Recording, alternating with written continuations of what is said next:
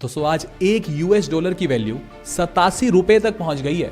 लेकिन सवाल यह आता है कि क्या यूएस डॉलर हमेशा से ही इतना ताकतवर था क्या? देखो, जब हमारा देश आजाद हुआ यानी सन 1947 की अगर हम बात करें, तब एक यूएस डॉलर 1 रुपए के बराबर हुआ करता था।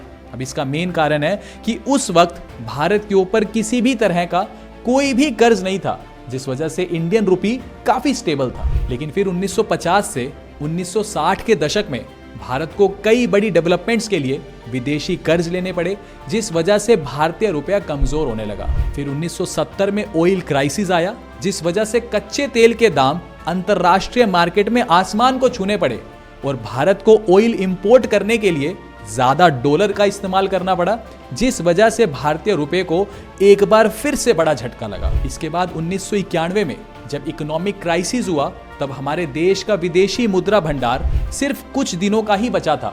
तब भारत सरकार ने भारतीय रुपए को ऑफिशियली डिवैल्यू कर दिया और भारतीय रुपया 1 डॉलर की तुलना में 17 रुपए से गिरकर उस वक्त 26 रुपए के बराबर पहुंच गया था। इसके बाद ग्लोबलाइजेशन आया, हमारे देश में इंपोर्ट एक्सपोर्ट बढ़ने लगा, लेकिन हमारा देश भारत हमेशा एक्सपोर्ट से ज्यादा इंपोर्ट ही करता रहा, जिस वजह से धीरे धीरे करके भारतीय रुपया डॉलर की तुलना में लुढ़कता रहा और इसका ही नतीजा है कि आज साल 2025 में 1 डॉलर 87 रुपए के बराबर पहुंच गया है।